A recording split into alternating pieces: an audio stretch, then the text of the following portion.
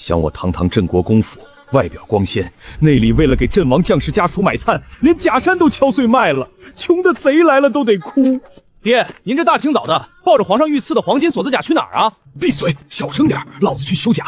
这甲有些年头了，掉漆。爹，您别骗俺了。上个月您说去修那把御赐的宝弓，结果修到了城西的赵记当铺里，换了500担陈米。上个月您说去给白玉扳指抛光，结果换了300件冬衣。俺这把刀但也是金刚打的，要不您一并拿去当了吧，好歹能多换2口猪，给伤残营的兄弟们熬点肉汤。哎，户部那个姓钱的狗王八，借口国库空虚，克扣了咱们楚家军整半年的军饷，老兵们的抚恤金更是拖了1年又1年。爹就算是把这条命当了，也不能只写跟爹流血掉肉的兄弟们在冬天里活活冻死饿死。爹，当假是解决不了问题的。穿越到大宁朝满1个月了，想我堂堂华尔街界顶级金融巨鳄，天天看着这帮武夫要饭。渊儿，你怎么起了？是不是刚才大山说话声太大，吵着你睡觉了？你身子骨弱，多睡会儿，家里天塌下来有爹顶着呢。二弟，对不住啊，俺下次说话小点声。爹，我都听见了，这破甲就算死了，撑死也就换3两千两银子。咱们手底下等米下有兵的有上万人，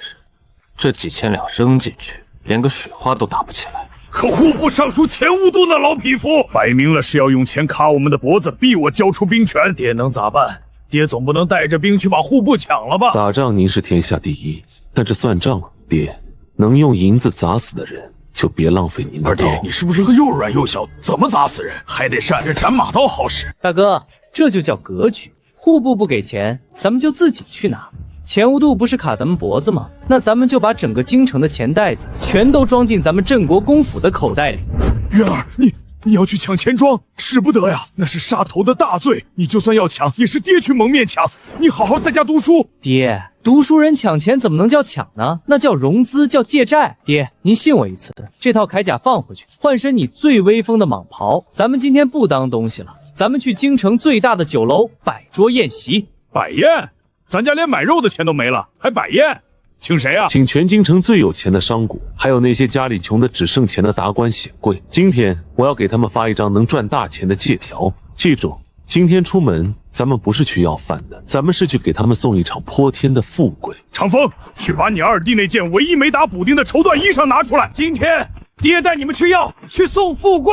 我的金融镰刀已经等不及了。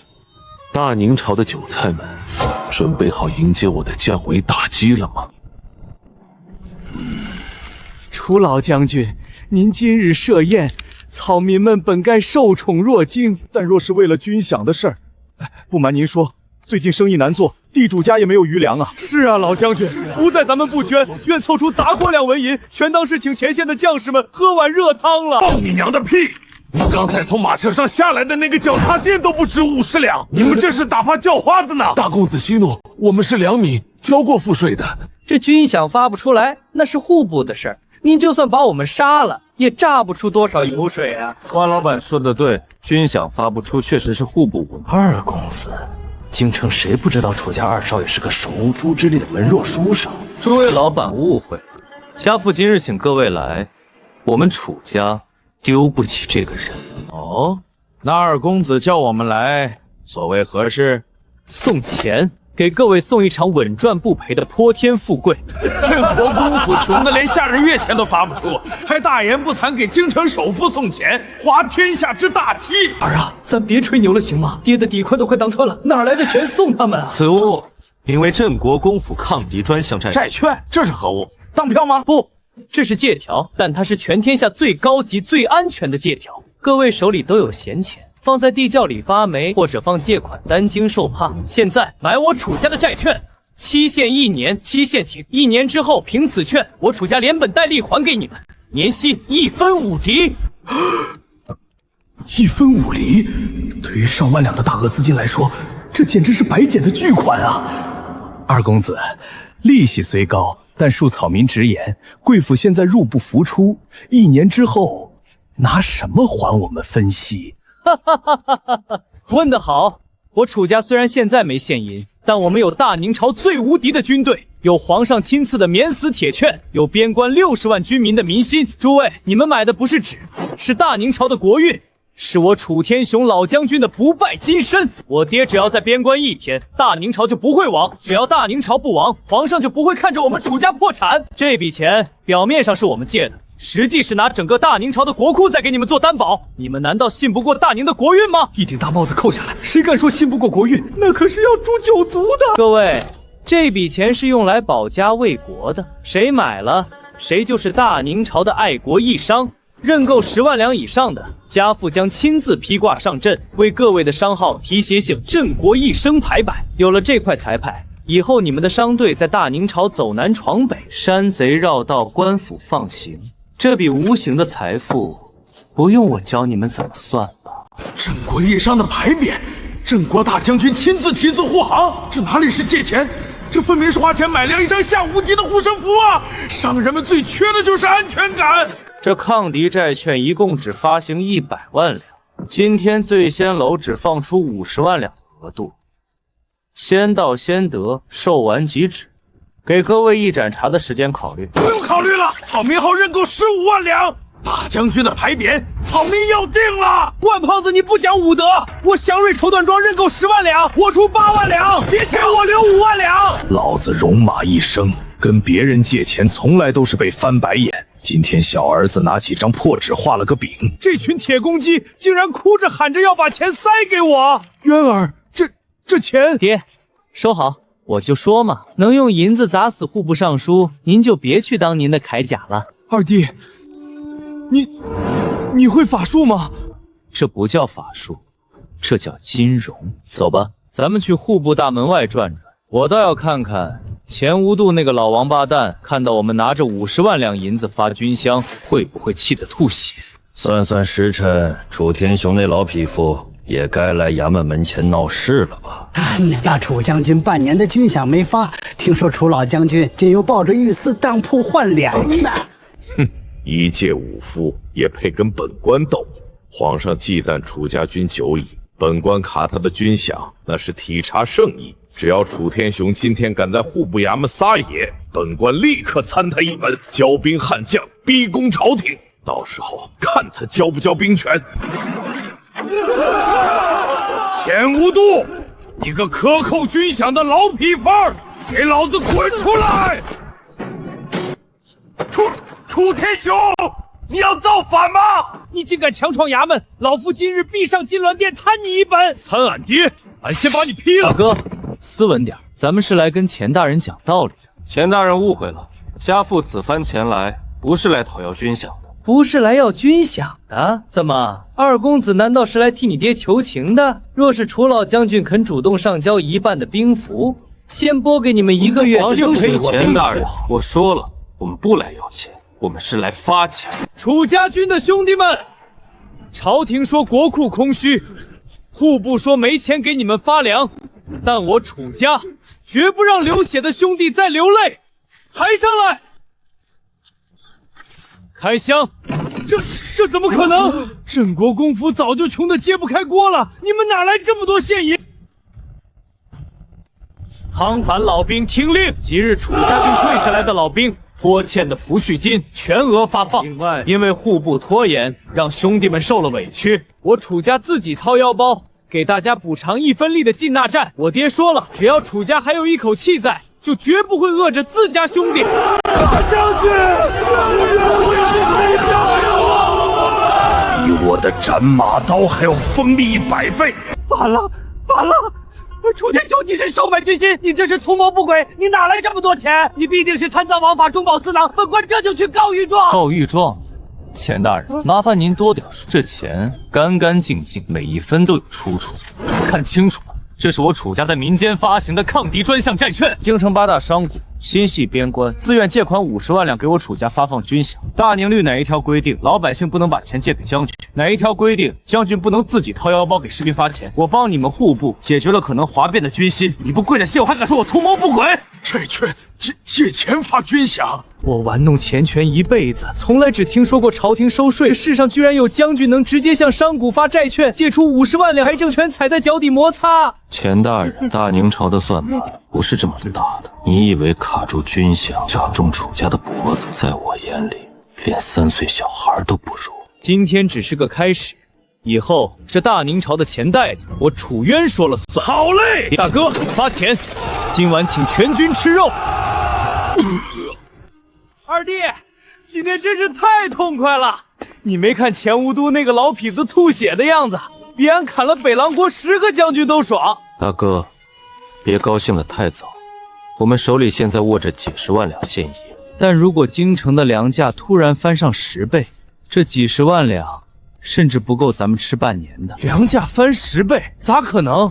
北狼国的细作，加上京城那些眼红的奸商，是不会看着我们做大的。不出3日，京城的粮食一定会出大问题。不过没关系，既然他们想玩原始商战，那我就让他们见识一下什么叫真正的杠杆做空。二弟，这京城的商贾是不是疯了？3天前这一个馒头才卖2文钱，今天早上俺去买，那掌柜的居然敢要俺10文，翻了整整5倍。不仅是馒头，刚才后勤营的老陈来报，市面上的糙米从1斗100丸直接暴涨到了500丸，而且那些粮铺还限量，每人每天只能买1斤。咱们好不容易筹来的50万两银子还没捂热乎，现在连1半的购买力都没了。老兵们拿到手的银子根本买不到足够的口粮，这可如何是好啊！爹，您先别急，喝口茶。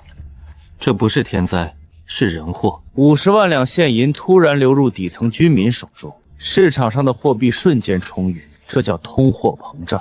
而那些掌控着粮草命脉的奸商，自然会趁火打劫，囤积居奇。他们囤粮，就是为了把咱们发下去的军饷，再兵不血刃地吸回他们自己的口袋里。这帮发国难财的畜生，老子这就带兵去封了他们的粮铺，把粮食全抄出来分给百姓。爹，您若是带兵抄家，那就正中了他们的下怀。户部尚书钱无度虽然吐血卧床，但他的党羽还在。您一旦动用武力，文官集团马上就会在金銮殿上告你一个纵兵劫掠、意图谋反的死罪。到时候，楚家军就真的万劫不复了。这也不行，那也不行，那咱们就在这干看着他们吸血，俺的刀都快生锈了。大哥，赚钱的最高境界不是抢，是让他们主动把钱送过来，然后求着我们收下。他们既然想玩囤积居奇的商战，那我就给他们降维打击，让他们见识一下什么叫做真正的金融做空。钱老板这招釜底抽薪干得漂亮。楚家虽然弄到了50万两银子，但只要咱们联手把京城的粮价炒上天，他们手里的银子就是一堆废铁。等到楚家军饿着肚子哗变，镇国公府不攻自破，我北狼国的大军就能长驱直入。乌替使过奖了，我叔父虽然病倒了，但这户部的储调度还在咱们手里，咱们早就把京城周边的粮食全囤进了地窖，现在市面上根本没粮，只要咱们继续捂着不卖，粮价别说500文，就是涨到1000文1斗，那些泥腿子也得砸锅卖铁来买。东家，不好了，不对，是出大事了！慌什么？天塌下来有钱大人抵着。不是啊，东家，是那个镇国公府的二公子楚渊，他在东市的十字街头摆了个台子，叫什么大宁商品交易所，他正在大肆售卖一种叫青苗器的东西。青苗器？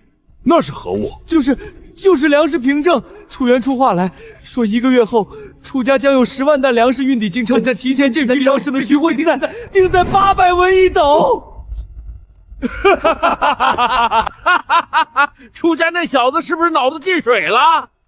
现在的市价才500文，他竟然按800文的预售价卖，谁会去买他的破纸？不，钱老板，你仔细想想，现在的粮价每天都在涨，按这个趋势，1个月后，粮价绝对能突破1500文，甚至2000文1斗。楚渊现在按800文卖7两，那些眼红的散商，如果买了他的器具，1个月后，不管是自己吃，还是倒手卖给咱们，都能大赚一笔。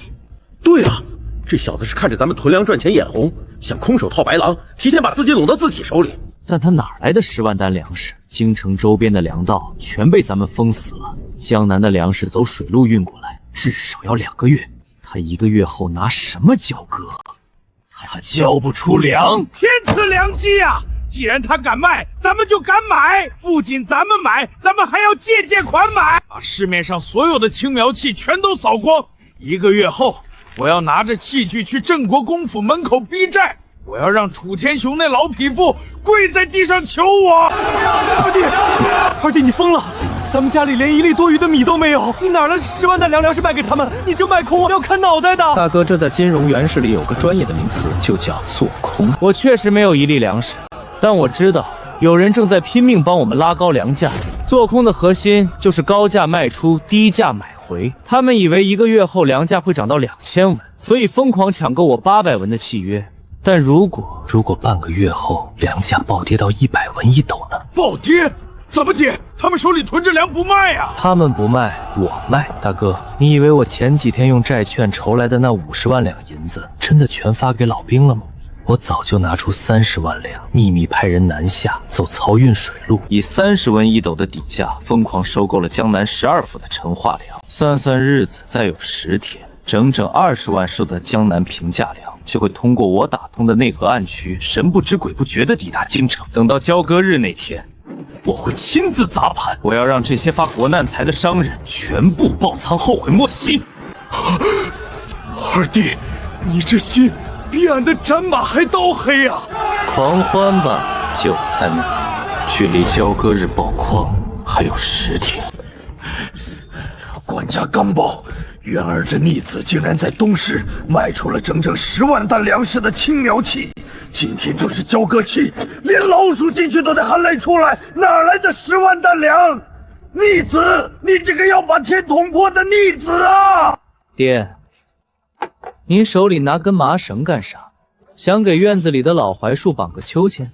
绑秋千，老子是要把你绑了，亲自负荆请罪去面见皇上。你知不知道外面现在是什么阵仗？全京城的粮商、钱庄掌柜，还有那些放借款的破皮，把咱们东市的交易所围得水泄不通。那帮人手里拿着你的器具，说今天要是交不出10万担粮食，就要拿咱们镇国公府的御赐牌匾抵债。诈骗10万吨军粮的沭阳，按大宁律是要诛族的。爹，要不俺先去把东市那条街给屠了吧？只要债主都嘎了，二弟就不用还粮了。你给老子闭嘴！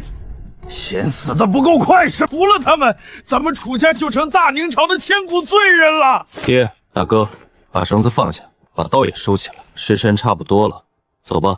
儿子带你们去东市看一场大戏，一场不用刀枪却能让这帮奸商害怕的大戏。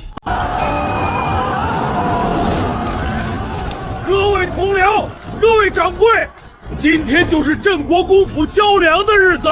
现在市面上的粮价已经涨到了2000文1斗，而楚家欠我们10万担，他们交不出粮，就得按现在的市价赔咱们现银200万两白银。今天楚家就算是砸锅卖铁，把大将军的裤衩子当了，也得把这笔钱给他们吐出来。楚家人来了，大不了今天抗旨，老子拼死也要护住小儿子的命。二公子，别来无恙啊！时辰已到，10万担粮食呢？怎么连个二公子会仙法，能凭空变出粮食来？二公子，大宁律法森严，若是今日交割失败，不仅您要下大狱，就连楚老将军一世英名，恐怕也要毁于一旦了。你们这2个小人！爹，各位，既然大家都是生意人，那就按规矩办事。各位手里的青苗器玉树价是800文1斗，现在市价是2000文。如果我交不出粮，我确实要赔得倾家荡产。算你识相，那就拿银子来。但是，谁说我交不出粮？你哪来的粮？京城周边的粮道全在我们手里，哪怕是一只鸟也飞不进10万吨粮食。所以，我没走陆路，我走的是漕运水路。报！禀大将军二公子，江南12府紧急调配的平价粮已抵达通州码头，整整200艘大型漕船，共计20万只新粮，正在卸货入库。20万是江南的粮食怎么可能这么快？资本的速度永远超乎你们的想象。大宁商品交易所现在发布最新公告，即日起，镇国公府的20万石新粮面向全京城敞开供应，不限量，不搭售。今日现货粮价1斗100元。我操了！100元！楚元，你这是要逼死我们呀！逼死你们！发国难财的时候，怎么不想起那些饿死的百姓？大宁律法管不了你们囤积居席，那我今天就用金融的手段，把你们吃进去的民脂民膏连本带利的剖出来。楚二公子，我错了，我求求你，800文我不要了，我还给你，你把定金退给我吧。定金是不可能退的，这辈子都不可能退的。不过，我看钱老板在京城的这38家粮铺地段不错，既然你破产了，不如打包卖给我吧，我出1000两买你全部产业。大山，这就赢了？老子的刀还没拔出来呢，他们怎么就全趴下了？爹，二弟说的对，银子虽然软，但砸死人真的一点血都不出。陛下呀，老臣冤枉，老臣心里苦啊！那楚家小儿心狠手辣，巧取豪夺，他利用妖术操控粮价，致使京城商界哀鸿遍野。如今他楚家不仅掌握了军权，还揽尽了天下财富。大明律明确规定，武将世家不得与民争利。楚家此举分明是包藏祸心，一同谋反啊！陛下，请陛下查封楚家商后，严惩楚渊，以正国法。自古帝王最怕功高震主和富可敌国，楚天雄握着兵权，现在楚渊又控制了京城财权，要是再不打压，这大宁朝到底是姓李还是姓楚？传朕旨意，命御卫军统领张体制带领1000禁军，即刻查封楚渊名下所有商号粮仓，将其所有账册现银全部抄入国库。若有违抗，以谋反罪论处。陛下圣明。楚家，你再能赚钱又如何？皇权在即罪。狗娘养的文官，老子在边关替他们卖命，他们居然敢在背后捅刀子，派兵来抄咱们的家。爹，只要您一句话，俺今天就杀出一条血路，咱们爷俩回边关落草垂犒去！闭嘴！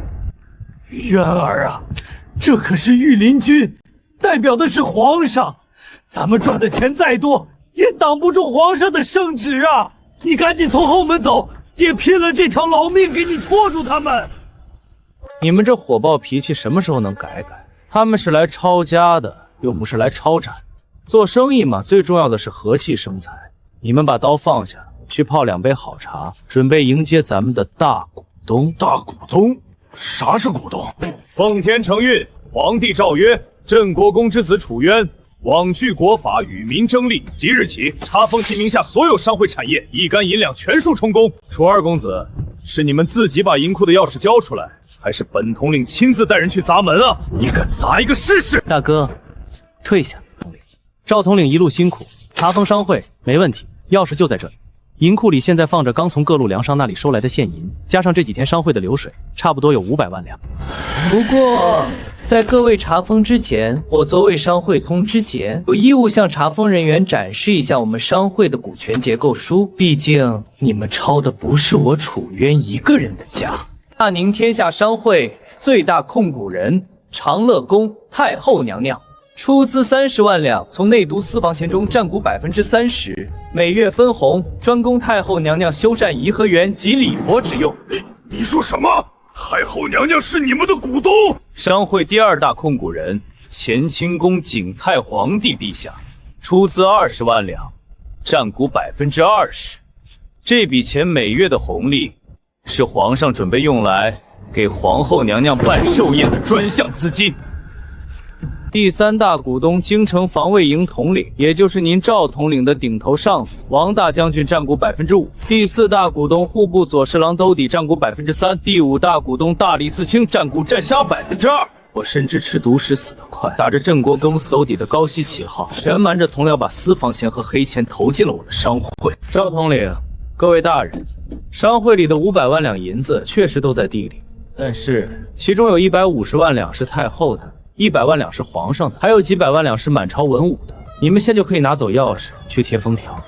但是如果明天太后发现她的颐和园修不成了，皇上发现给皇后办寿宴的钱被御林军抄了，满朝文武发现他们的私房钱被户部充公了，赵统领，您觉得是你们九族的人头加起来多，还是这地库里的银子多？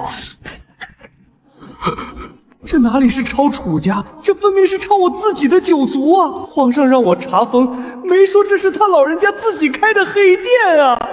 误会，这全都是误会。二公子，卑职刚才多喝了2杯猫尿，走错门了。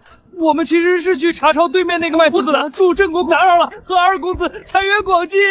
卑职这就滚，快撤！谁他娘敢在这多看一眼，老子砍了他的狗头！二弟，这就完事儿了？他们怎么吓成那样？太后和皇上真的给咱们送钱了？大哥，这在金融界叫做深度利益平绑。一个人有钱那是肥羊，谁都想来养。但如果全天下最有权势的人都把钱放在你这里生利息，谁敢砸财神爷的饭碗，谁就是全天下的公敌。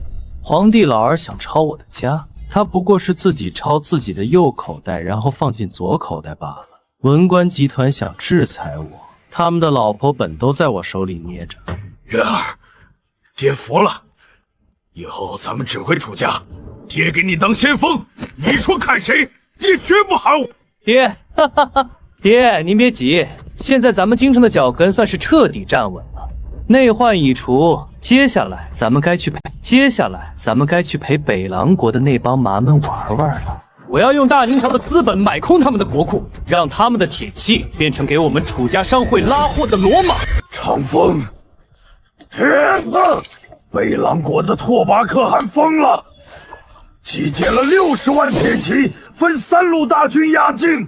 朝廷那帮文官天天只知道吵架，国库里连运粮的抽运费都拿不出来。这一仗敌众我寡，9死1生。爹，您别说了，咱们楚国军没有怕死的孬种，俺冲在最前面，一个人换他100个北狼蛮子，死也给您开刀。好儿子，你二弟是个文弱书生，不懂打仗，咱们去兵部立下军令状，流尽最后一血，绝不让北狼铁蹄踏入山海关半步。爹，大哥，你们俩这是唱哪一出？戏台上唱《霸王别姬》都没你们投入，打个仗而已，至于生离死别吗？渊儿，那是60万装备精良的北狼铁骑，满打满算15万人，1打4，朝廷还不给粮，这仗拿命去填啊！是啊，二弟，都指挥使高手保护你，你都去找收如归了，楚家就这样就靠你传宗接代了。看着视死如归的父兄，仿佛在看智商瓦砾。爹，谁告诉您打仗就一定要流血死人？60万大军很可怕吗？他们不过是吞金兽，每天张嘴吃饭要花军饷，要消耗物资，既没钱又不费命，不如把这60万大军买下来。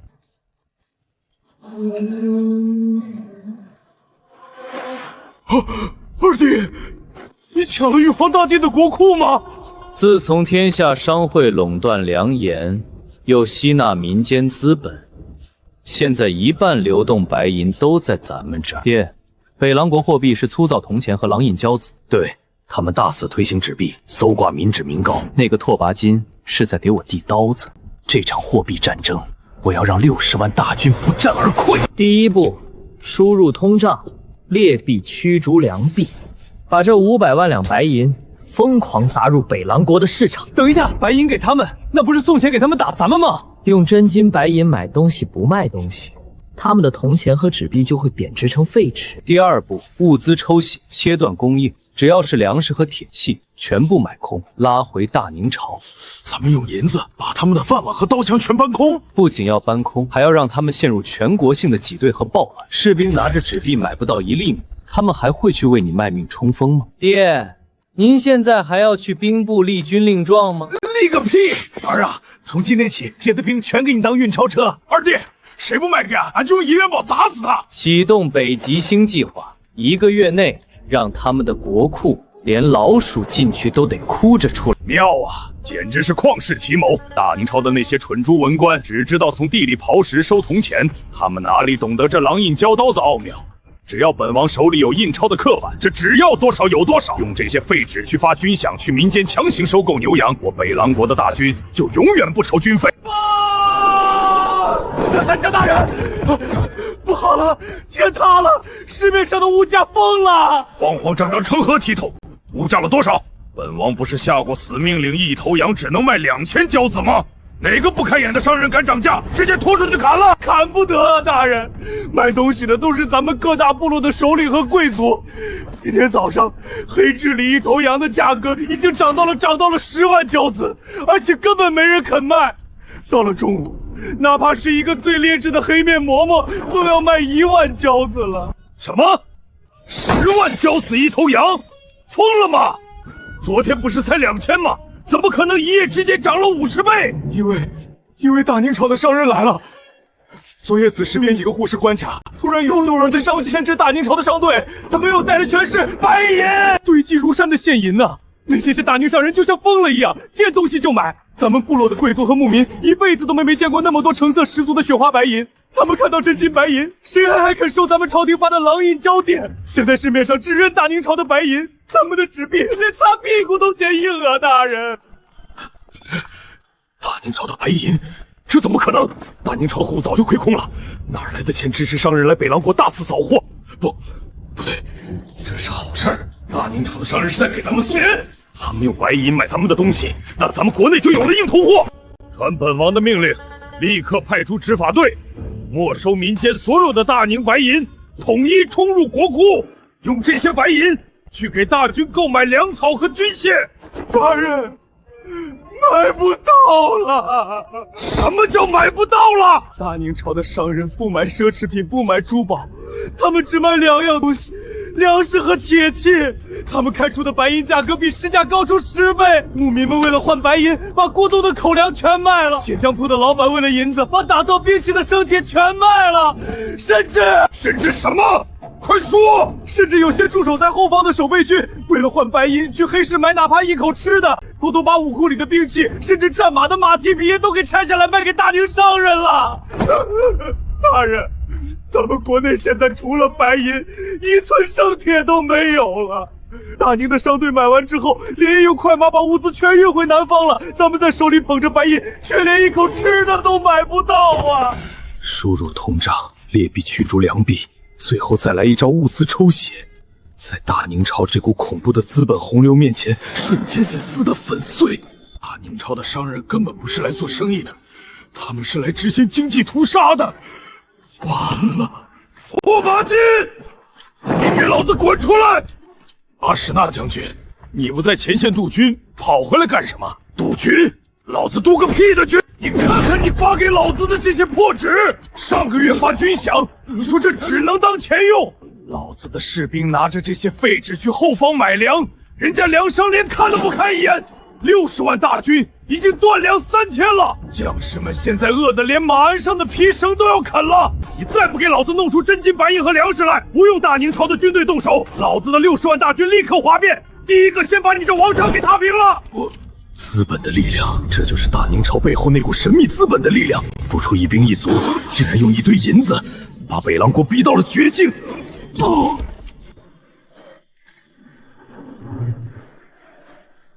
二弟，这就是你花了几百万两白银从北狼国买回来的东西？就这破烂玩意儿，白给俺都不要，咱们是不是亏大发了？大哥，账不是这么算的。这铁国虽然破，但北狼国没了它，60万大军就得生吃马肉。这弯刀虽然卷刃，但北狼国没了它，蛮子们就只能拿着木棍冲锋。爹，大哥，金融战最核心的逻辑，不是看你买回来的东西值多少钱，而是看你买走这些东西后，敌人还有没有命活下去。我用几百万两白银的代价，解除了北狼国至少30万大军的武装，并且切断了他们全国的粮草供应。大哥，你猜猜，等再过5天，北狼国的士兵饿得发狂的时候，如果我们城墙上架起大锅，煮满红烧肉，然后告诉他们拿一匹战马来换一个白面馒头，你猜他们是会攻城，还是会排着队来给我们送战马？一匹价值100两银子的战马，换一个2文钱的馒头，他们哪里是在打仗，分明是在把北狼国当成猪仔一样，疯狂按在战马上放血啊！以后宁可得罪阎王爷，也绝对不能得罪二弟。我们这血简直比炭还黑。月儿，那咱们现在就干等着他们饿死？不，北狼国已经是一具死尸了，不用管他们。我现在更关心的是咱们在京城的那位皇帝陛下，还有那些刚刚入股的文武百官。我们在边关大发横财，这种事瞒不住。皇帝老儿看到咱们以战养战，富可敌国，一定会寝食难安。接下来才是真正考验咱们楚家政治智慧的时候。大宁资本的内卷可比跟蛮子打仗复杂多了，天下棋局皆由我来落子。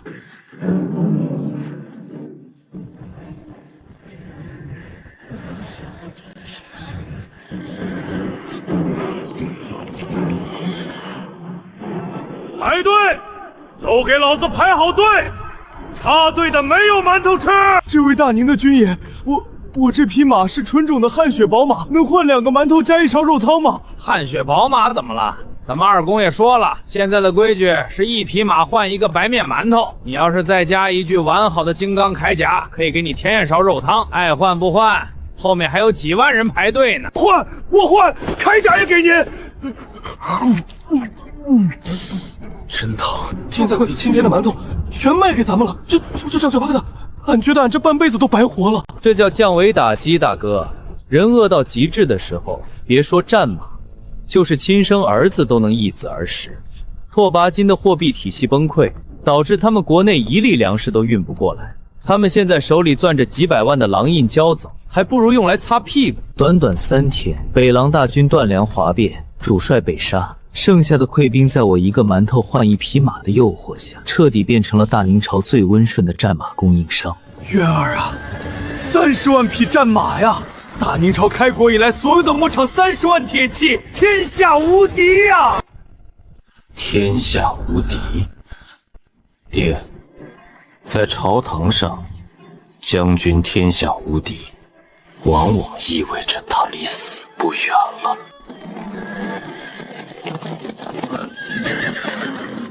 是京城来的钦差。奉天承运皇帝诏曰：镇国公楚天雄镇守边关，不费一兵一卒，瓦解北狼60万大军，绝不胜负。然边关缴获之战马军械，皆为国之重器。正闻楚家私开商会，与敌国交易，实属越权。着钦差即刻查封所有缴获物资，统一收归户部调度。楚天雄家诸子经献经受职，钦此。我大捷，咱们花钱买的30万匹充公，还要抓我们进京，典型的鸟尽弓藏。楚老将军，接旨吧。听说楚二公子用大宁的白银换了蛮子30万匹战马，这买卖做的确实精明。不过大宁律规定，凡军中缴获一律归户部所有。这30万匹战马，本官就替国仆笑纳了。来人，去贴封条。慢着，孙大人，您刚才说这些战马是军中缴获，难道不是吗？难道楚二公子要抗旨不遵？当然不是，大宁律确实规定军中缴获归国库，但是这30万匹战马不是镇中军打仗缴获的。既然是买卖，那就是商业行为，属于商会资产，跟军中缴获有什么关系？强词夺理！你们楚家就是商会，商会就是楚家，这天下都是皇上的，商会的资产自然也是皇上的。李公公，话可不能乱说。我们天下商会可是有严格的股权结构的。两位大人看清楚了，天下商会的最大控股人是太后娘娘，占股30%；第二大控股人是皇上，占股20%。也就是说，这30万匹战车里有15万匹是太后和皇上的私有财产。孙大人说要把战马全部收归户部国库调度，好啊。可是户部的钱是国库的钱，不是皇上的私房钱。您这是要明抢太后她老人家修颐和园的钱，来填补你们户部的窟窿吗？您这是在拿圣旨抢皇上的私房钱啊，孙大人！如果户部把马强行充公，等于国库没收了皇家的私房钱。太后要是知道我抢到她的分红，能把我活活剥皮，这怎么能算商会的资产？我们是用商会的银子买的馒头，然后用馒头跟北狼国的居民进行了公平合法的易货贸易。这所有的账目每一笔都有契约。30万匹战马，按照现在的市价，价值3000万两白银。太后娘娘的那一份分红价值900万两。孙大人，您是打算写张欠条给太后娘娘，还是打算拿您的酒足来抵这900万？下官不敢，下官万死！二公子，这圣旨上可是明明白白写着要查封的，奴婢要是空着手回去，实在没法向皇上交差呀。皇上毕竟也占了股。放心，我楚元做生意从来不会让股东吃亏。大哥，挑出6万匹最好的战马，系上红绸，作为皇上那20%的分红，交给李公公带回京城。就说是咱们天下商会今年给皇上的年终分红6万匹。至于户部嘛，既然你们户部1分钱没出，就别想空手套白狼，滚回京城告诉钱无度，这剩下的大部分战马我会挂在咱们商会作价卖各大军区。你们户部要是想给其他军队配马，拿银子来买。这他娘的也行！老子前半子的兵书都白读了。爹，北方的战事彻底结束了，但京城的政治仗才刚刚开始，咱们是时候进京了。大明朝的权力中心，准备好迎接真正的资本独裁了吗？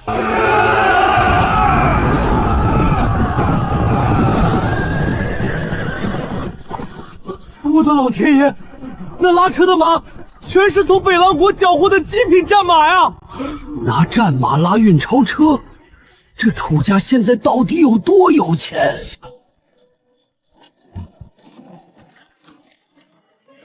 元儿啊，这身行头也太骚包了，爹打了一辈子仗，就没穿过这么沉的甲。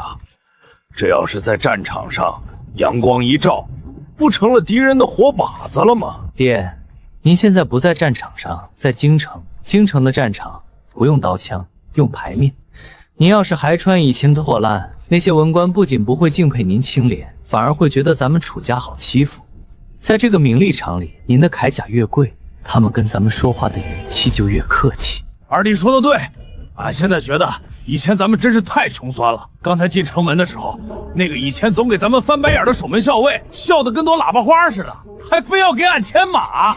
大哥，这叫金钱的魅力。圣旨到，镇国大将军楚天雄、二公子楚渊接旨。这位公公，家父身披重甲，按大宁军规，甲胄在身，不便权礼。还请宣读吧。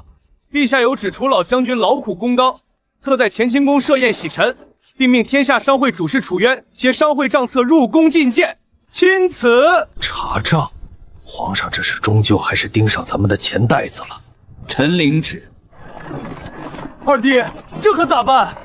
虽然太后和皇上是咱们的股东，但他们要是耍赖，非说商会的钱全是国库的，要强行把账本收走，咱们还能在皇宫里跟他们动手不成？